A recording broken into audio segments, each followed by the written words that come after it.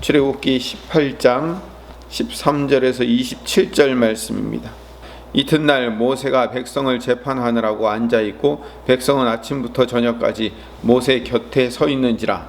모세의 하나님 모세가 백성에게 하는 모든 일을 보고 이르되 내가 이 백성에게 하는 이 일이 어찌 되느냐 어찌하여 내가 홀로 앉아있고 백성은 아침부터 저녁까지 내 곁에 서 있느냐. 모세가 그의 장인에게 대답하되 백성이 하나님께 물으려고 내게 오미라. 그들이 일이 있으면 내가 원하니 내가 그 양쪽을 재판하여 하나님의 율례와 법도를 알게 하나이다. 모세의 장인이 그에게 이르되 내가 하는 것이 옳지 못하도다. 너와 또 너와 함께한 이 백성이 필경한 기업이 이스라엘이니 이 일이 내게 너무 중상이라 내가 혼자 수 없으리라. 이제 내 말을 들으라. 내가 내게 방침을 가르치리니 하나님이 너와 함께 계실지로다. 너는 하나님 앞에서 그 백성을 위하여 그 사건들을 하나님께 가져오며 그들에게 율례와 법을 가르쳐서 마땅히 갈 길과 할 일을 그들에게 보이고 너는 또 온 백성 가운데서 능력 있는 사람들 곧 하나님을 두려워하며 진실하며 불의한 이익을 미워하는 자를 살펴서 백성 위에 세워 천부장과 백부장과 50부장과 10부장을 삼아 일 때를 따라 백성을 재판하게 하라. 큰 일은 내 명예에 가져갈 것이요 작은 일은 모두 그들이 스스로 재판할 것이니 그리하면 그들이 너와 함께 감당할 것이요 그 일이 내게 쉬우리라. 내가 만일 이 일을 하고 하나님께서도 내게 허락하시면 내가 이 일을 감당하고 이 모든 백성도 자기 곳으로 평안히 가리라. 이 모세가 자기 장인의 말을 듣고 그 모든 말대로 하여 모세가 이스라엘 무리 중에서 능력 있는 사람들을 택하여 그들을 백성의 우두머리 곧 천부장과 백부장과 50부장과 10부장을 삼음에 그들이 때를 따라 백성을 재판하되 어려운 일을 모세에게 가져오 작은 일을 스스로 재판하더라. 함께합니다. 모세가 그의 장인을 보내니 그가 자기 땅으로 가니라. 아멘. 출애굽기 18장의 말씀은 출애굽기 1장부터 17장의 말씀과 그리고 19장부터 마지막 40장까지의 말씀을 가르는 전환점이 되는 말씀이 오늘 18장의 말씀입니다. 18장 이전까지는 출애굽에 대한 역사를 이야기하는 거예요. 애굽 백성들을 끌고 와서 여기까지 시내 산까지 오게 만든 여정. 그 다음에 이제 19장부터는 모세가 시내산에서 율법을 받는 그 율법의 내용이 마지막까지 들어가 있습니다. 여기를 가르는 거죠. 그래서 18장은 앞으로 19장에서 40장까지 보여줄 모세가 율법을 받고 그 율법에 대한 내용 전체를 예표하는 사건이 이 18장이라고 보시면 됩니다.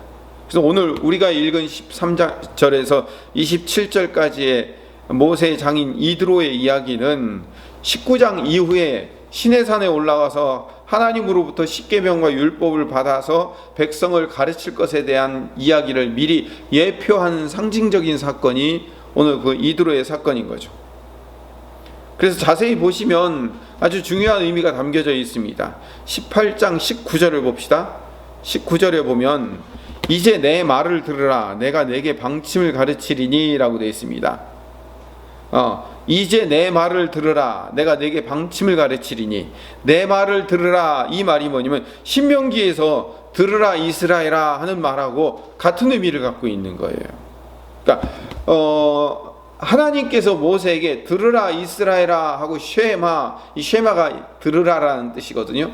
그래서 이 쉐마의 말씀을 전달하는 것과 같은 의미로 내 말을 들으라 라고 해가지고 이드로도 모세에게 지금 가르쳐주고 있단 말이에요. 이 이드로가 20절에 그 가르쳐주는 그 말의 핵심이 뭐냐면 20절을 봅시다. 18장 20절 같이 읽어볼까요? 그들에게 율례와 법도를 가르쳐서 마땅히 갈 길과 할 일을 그들에게 보이고. 지금 이드로가 20절에 가르쳐주는 핵심의 가르침이 뭐냐면 백성들에게 하나님을 가르치고 하나님의 법을 지켜 행하도록 만들어라 라고 명령을 하는 거예요. 그들에게 율례와 법도를 가르쳐서 마땅히 갈 길과 할 일을 그들에게 보이고. 이게 뭐냐면 아주 중요한 거예요. 20절이. 왜냐면 율법의 목적이 분명히 드러나 있기 때문에 그래요. 시내산에서 모세가 받은 그 율법의 목적을 이드로가 20절에 한 줄로 압축 요약해 놨어요. 그들에게 율례와 법도를 가르쳐서 마땅히 갈 길과 할 일을 그들에게 보이고, 율법의 목적이에요. 이드로가 아주 명확하게 요약해 놨죠. 율법의 목적이 뭐냐면 이스라엘 백성들이 앞으로 살아가는 하나님 나라의 삶에서 그 배워야 될 율법과 법도를 가르쳐서 하나님의 백성으로 가야 할 일과 해야 할 일을 가르치고 보여주는 것. 그게 뭐예요? 그게 율법인 거예요. 처음에 제가 설교 시작할 때 말씀드렸지만 출애굽기 19장 이후에 40장 마지막까지의 전체 이야기, 레위기 전체 이야기, 그리고 민수기 앞부분의 이야기까지 전부 다 뭐냐면 율법이에요. 출애굽기 후반, 레위기, 민수기 초반이 전부 다 율법인데 그걸 율법이라고 얘기하는데, 이 율법의 의미를 완벽하게 요약한 이야기가 이드로가 한 얘기예요. 그들에게 율례와 법도를 가르쳐서 마땅히 갈 길과 할 일을 그들에게 보이는 것. 이드로가 얼마나 정확하게 요약을 해놨는지 몰라요. 그리고 이 말씀은 이드로의 이야기를 풀어서 설명한 게 뭐냐면 쉐마예요. 여러분, 쉐마의 말씀을 한번 읽어볼까요? 신명기 6장을 가봅시다. 이 출애굽기 19장은 간지줄로 끼워놓고요, 신명기를 가봅시다. 신명기 6장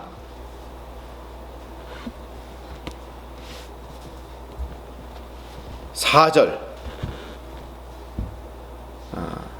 4절 이스라엘아 들으라. 여기서부터가 이제 쉐마가 시작되는데 우리 1, 2절을 한번 읽어봅시다. 1, 2절 6장 1절 2절 6장 1절 2절 같이 읽겠습니다. 이는 곧 너희의 하나님 여호와께서 너희에게 가르치라고 명령하신 명령과 규례와 법도라. 너희가 건너가서 차지할 땅에서 행할 것이니 곧 너와 내 아들들과 내 손자들과 평생에 내 하나님 여호와를 경외하며 내가 너희에게 명한 그 모든 규례와 명령을 지키게 하기 위한 것이며 또 내 나를 장구하게 하기 위한 것이라. 그걸 위해서 율법을 주었다라는 거예요.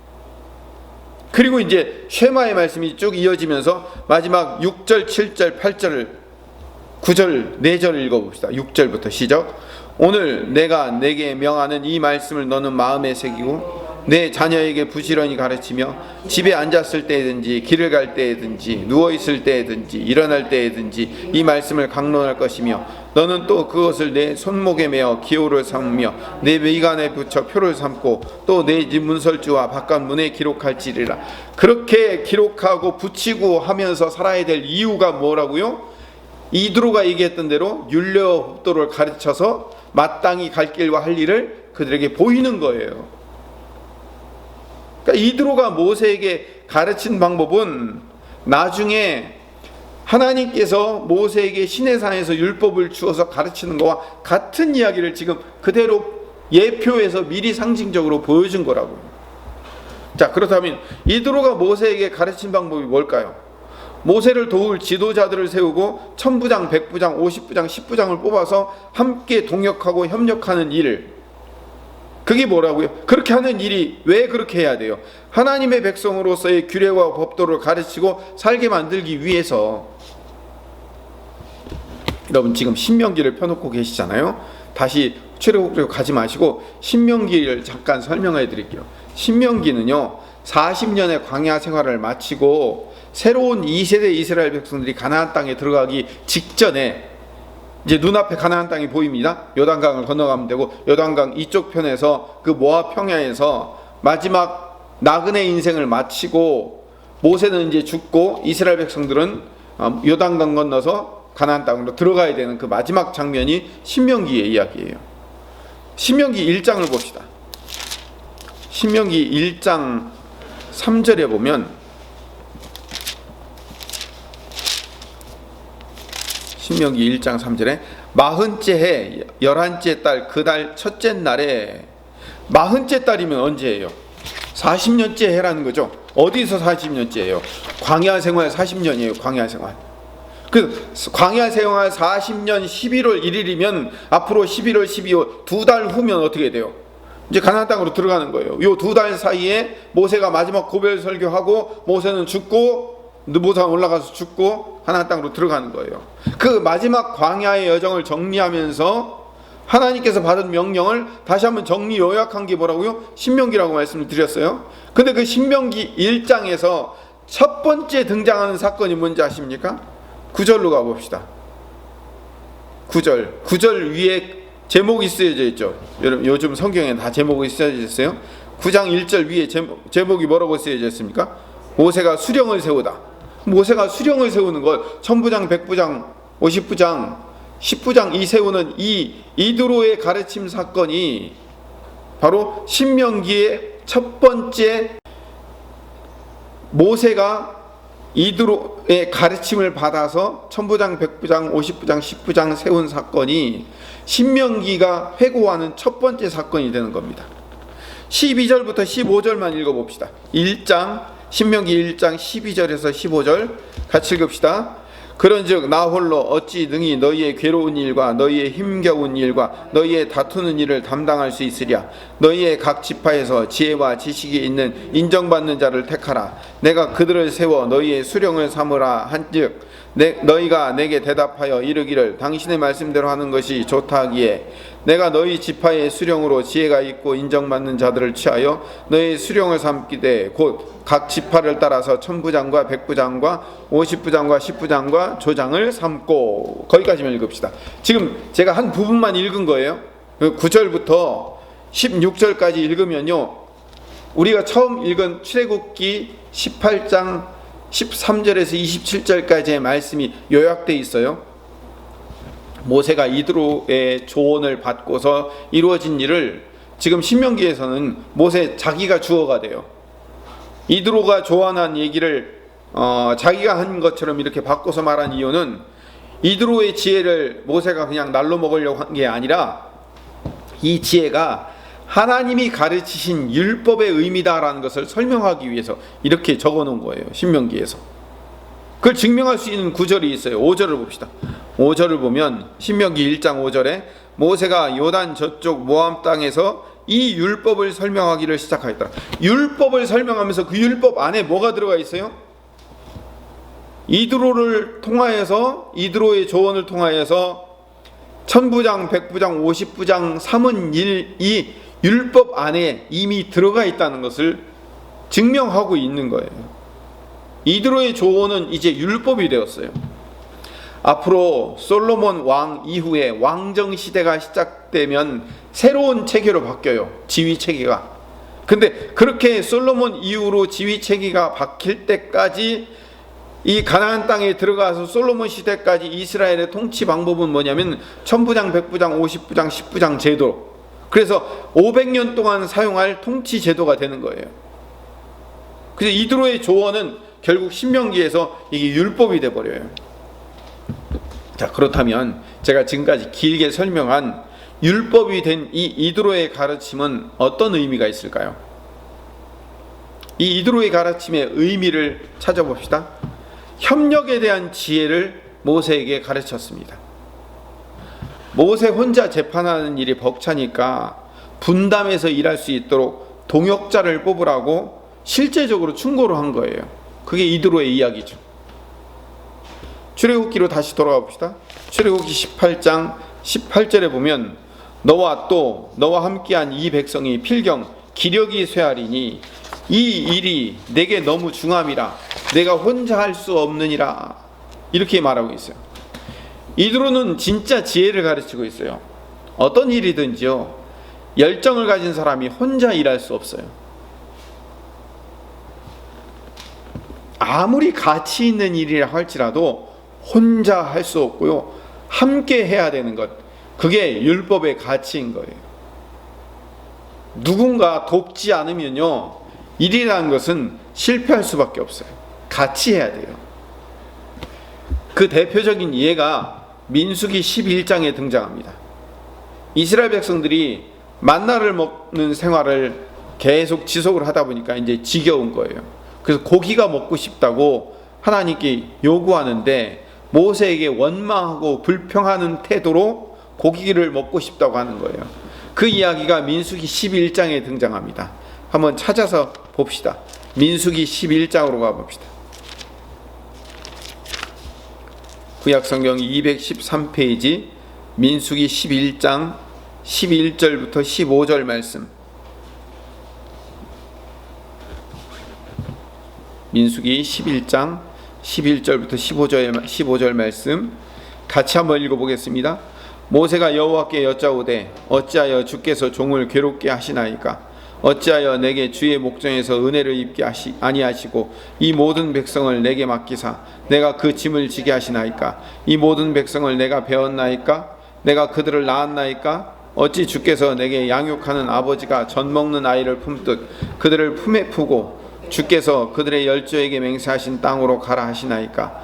이 모든 백성에게 줄 고기를 내가 어디서 얻으리이까? 그들을 나를 향하여 울며 이르되 우리에게 고기를 주어 먹게 하라 하온즉 책임이 심히 중하여 나 혼자는 이 모든 백성을 감당할 수 없나이다.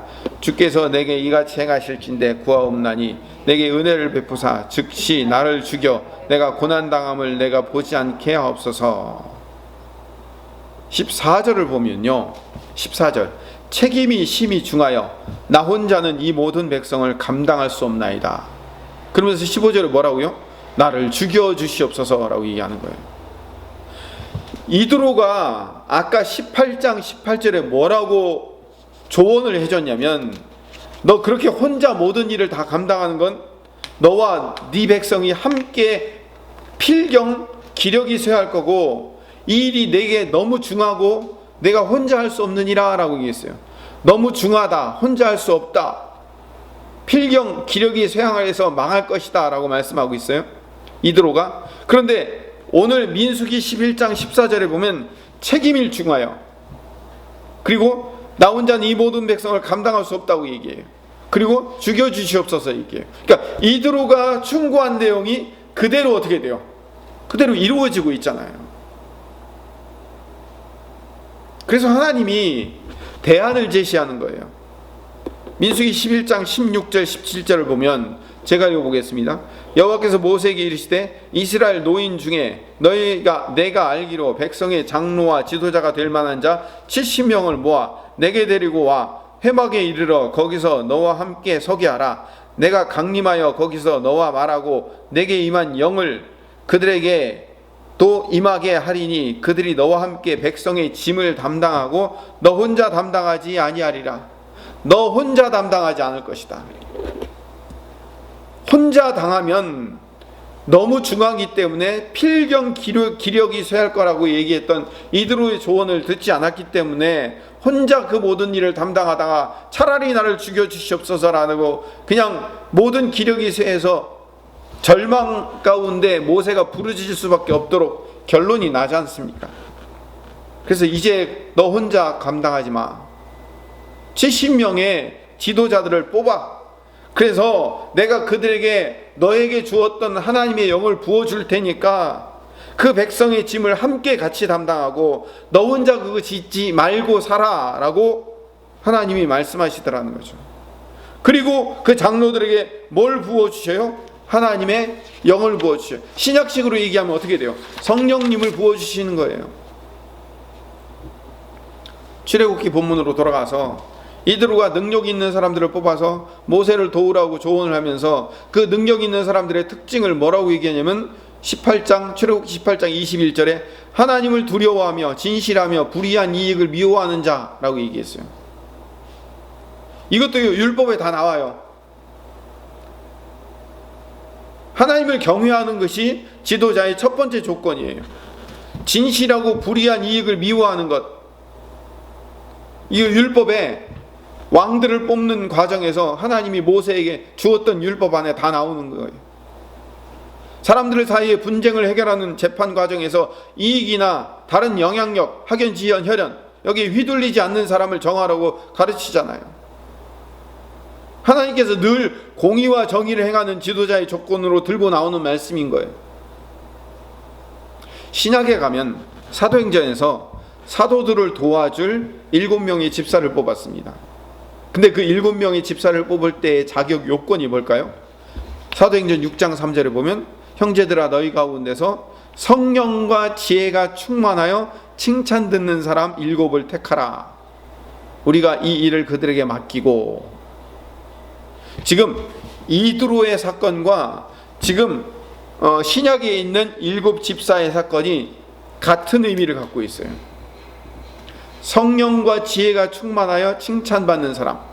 두 가지 조건. 하나는 뭐예요? 하나님의 영이 임하는 거예요. 성령이 임한 사람. 성령이 임한 사람이 지혜가 충만한 거죠. 그리고 칭찬받는 사람. 불의한 이익을 미워하고 하나님을 두려워할 줄 아는 사람. 이 민수기에 있는 이야기와 같은 이야기를 하고 있는 거예요. 그런 사람을 택하여 어떻게 하라고요? 지도자를 도우면서 살아야 된다고요. 그래야 교회가 교회다워질 수 있다라고 말하고 있는 거예요. 그래서 첫 번째 조건, 민수기에서 말하는 지도자의 첫 번째 조건은 뭡니까? 하나님의 영으로 충만한 사람이 진정한 지도자의 자격과 요건을 갖춘 사람이 될 수 있는 거예요. 하나님의 영으로 충만한 사람.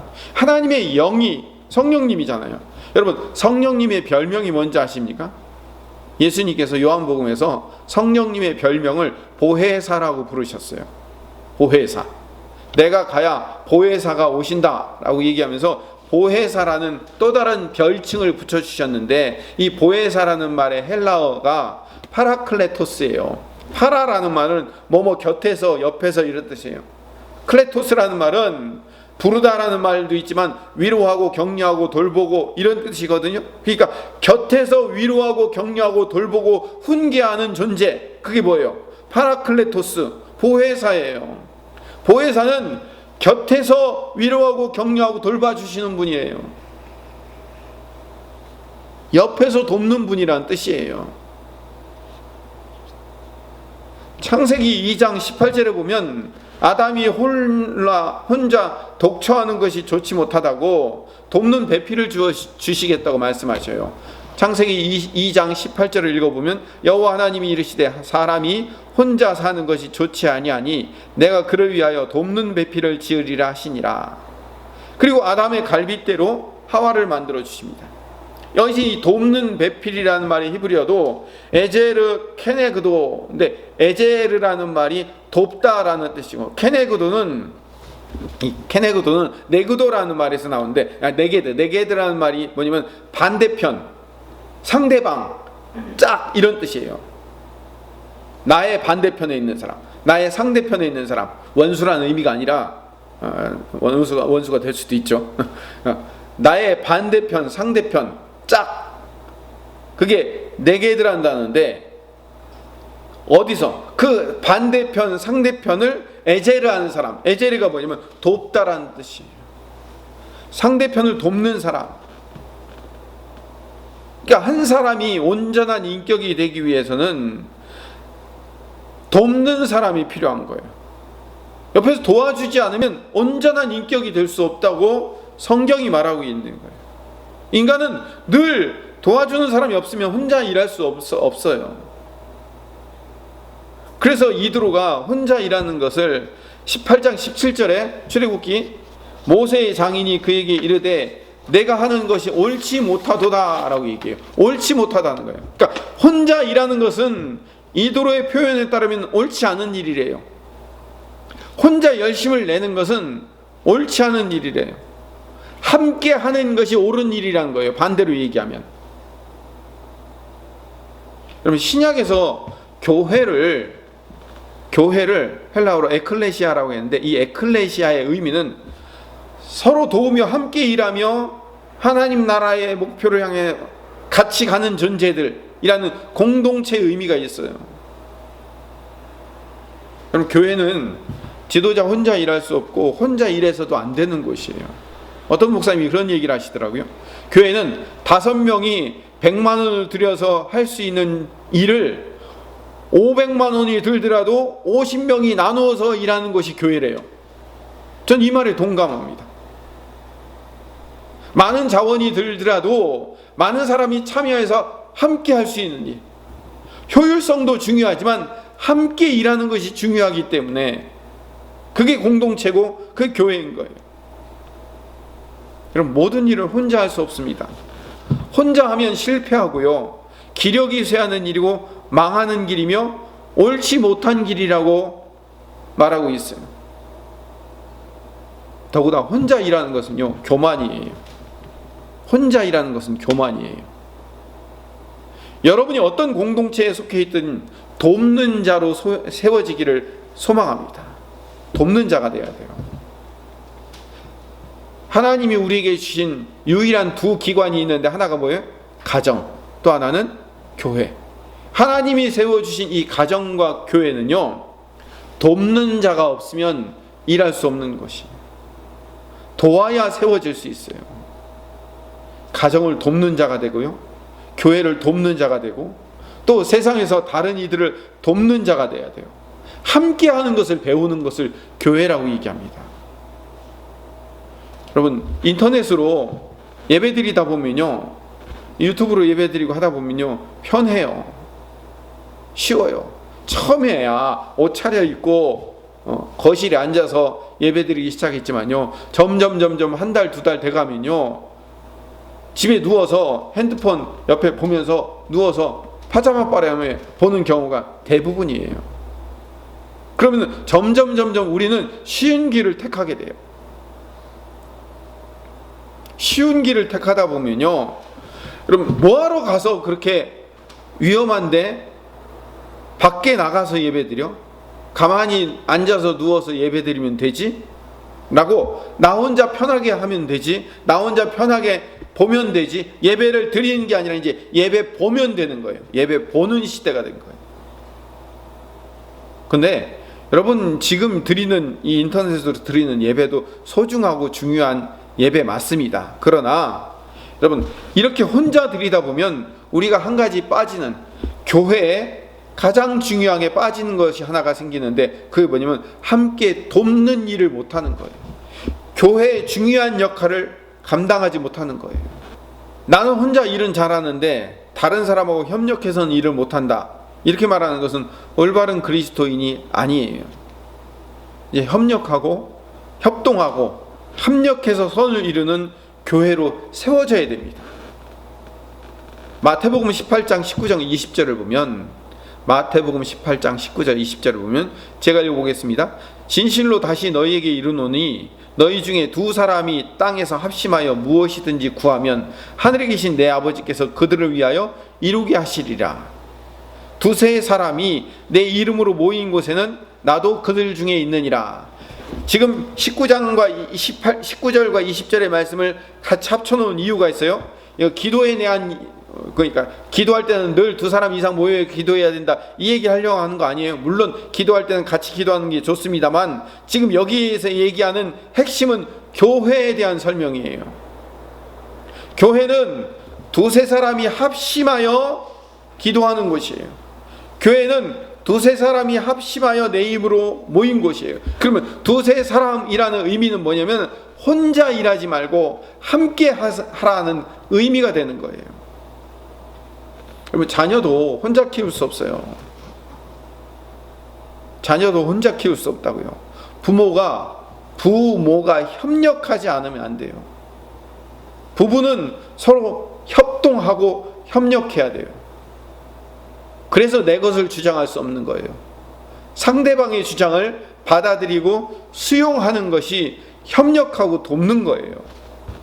자녀도 마찬가지예요. 자녀도 부모와 협력하지 않으면 안 돼요. 부모가 늘 해주는 존재라고만 생각해서 그냥 늘 받는 존재가 되어서는 안 돼요. 가정에서 작은 일이라도, 수저 놓는 일이라도, 내 방 치우는 일이라도 같이 돕지 않으면 안 돼요. 도와줘야 되고요, 또 도움을 요청해야 되면서 한 가지 일이라도 덜어주는 노력이 필요한 거예요. 함께 돕지 않으면 안 돼요. 도와야 한 가정이 세워지는 거예요. 도와야 한 교회가 세워지는 거예요. 함께 돕지 않으면 한 나라가 세워질 수 없는 거예요. 테레사 수녀가 인도 캘커타 빈민가에서 일하는 동안에 일어난 사건을 자기의 책에서 이렇게 기록하고 있습니다. 나는 한 노신사가 우리 집에 찾아와서 8아이가 딸린 집이 있는데 그 집에 먹을 것이 없으니 뭔가 도와줄 수 없겠냐고 말했다. 그날 밤을 내가 결코 잊지 않을 것이다. 이야기를 듣고 나는 쌀을 좀 챙겨 그 집으로 갔다.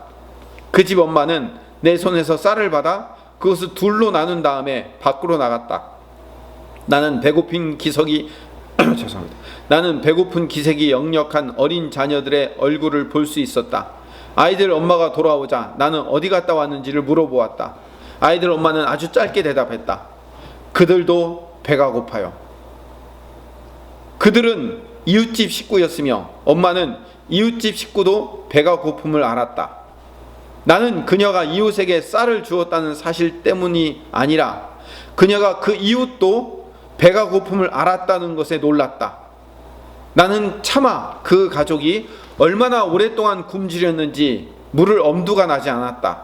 그러나 필시 오래 굶주렸을 것이다. 하지만 이 엄마는 자신이 고통을 겪는 중에도 그 몸이 심히 고통을 겪는 중에도 이웃집 역시 굶주린다는 사실을 알았다. 이게 도움이라는 겁니다. 이게 협력이라는 거고 이게 함께 한다는 거예요. 여러분, 돕는다는 것은 에제르라는 히브리어 돕다라는 것은 그냥 내가 가지고 있는 거 이거 조금만큼 띄워줘서 이렇게 던져주는 배품이나 선처의 의미가 도움이 아니에요. 여러분, 돕는 배필을 짓기 위해서 아담이 어떻게 했어요? 잠들매. 잠들었다는 의미가 뭐예요? 죽었다는 의미예요. 아담을 잠시 죽여놓고 그 갈빗대 하나를 빼서 가장 필요한 뼈 중에 하나를 빼서 하와를 만든 거예요. 내 몸 중에 몸이요 살 중에 살인 한 부분을 떼어내어서 내 돕는 자를 만든 거라고요. 예수님이 우리를 도우러 오셨어요. 어떻게 도우러 오셨죠? 얘따 이거나 먹어라 라고 도우러 오신 거예요? 아니죠. 당신의 몸과 피를 내어주셨잖아요. 성령님이 보혜사이신 파라클레토스, 옆에서 곁에서 우리를 돌보고 위로하시고 격려하시는 그 도우시는 보혜사 성령님이 우리를 어떻게 도우셔요? 날마다 격정적인 탄식으로 우리의 성도들의 아픔과 힘듦을 아시고 기도하시는 분으로 오신 거예요. 이게 진정한 보혜사의 도움이신 거예요. 가정이, 교회가 이 자리로 다시 돌아가야 됩니다. 서로 도와야 돼요. 어려울수록 도와야 돼요. 한 가족이 돼야 돼요. 여러분, 교회는 결코 혼자 세워질 수 없습니다. 혼자 하고 혼자 일하는 것은 아까 말씀드렸죠? 18장 17절에 옳지 못하다고 얘기해요. 그렇게 하면 18절에 필경 기력이 쇠하리니 내가 혼자 할 수 없느니라 라고 이드로가 말하고 있어요. 아까 제가 처음에 이드로의 말이 그냥 이드로의 단순한 충고가 아니라 그게 나중에 율법이 되었다고 제가 아까부터 강조한 이유가 뭐냐면 이게 바로 율법의 의미이기 때문에 그렇습니다. 전도서 4장 9절에서 12절의 말씀을 읽고 마치도록 하겠습니다. 9절에서 12절 두 사람이 한 사람보다 나음은 그들이 수고함으로 좋은 상을 얻을 것임이라. 혹시 그들이 넘어지면 하나가 그 동물을 붙들어 일으키려니와 홀로 있어 넘어지고 붙들어 일으킬 자가 없는 자에게는 화가 있으리라. 또 두 사람이 함께 누우면 따뜻하거니와 한 사람이면 어찌 따뜻하랴. 한 사람이면 패하겠거니와 두 사람이면 맞설 수 있나니 세 겹줄은 쉽게 끊어지지 아니하느니라. 아멘. 내가 어디에 속한 사람이든지 그 속한 곳에서 돕는 자가 되게 해달라고 기도하시는 여러분 되시기를 간절히 소망합니다. 교회를 돕는 자가 되시기 바랍니다. 성도가 해야 될 가장 중요한 일을 교회가 돕는 일이에요. 교회를 위해서 뭘 도울까요? 가장 중요한 최고의 도움, 예배에 참석하십시오.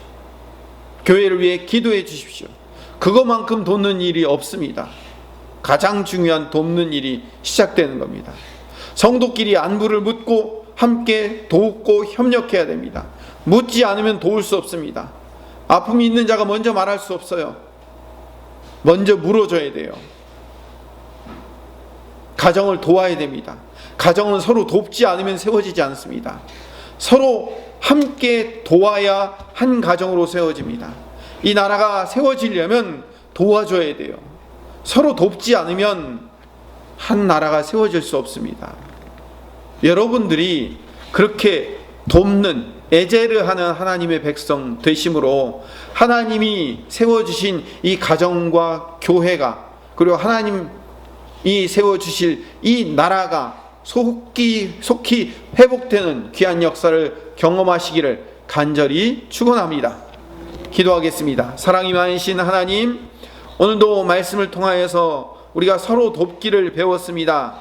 이두로의 이 조언이 나중에 율법이 되어서 하나님, 혼자 일하는 것은 좋지 못한 일이며 그것은 필경 망하는 길일 수밖에 없음을 깨닫고, 하나님, 함께 서로 도우며 서로 위로하고 격려함으로 말미암아 회복의 역사를 경험하는 하나님의 백성 되게 하여 주시옵소서.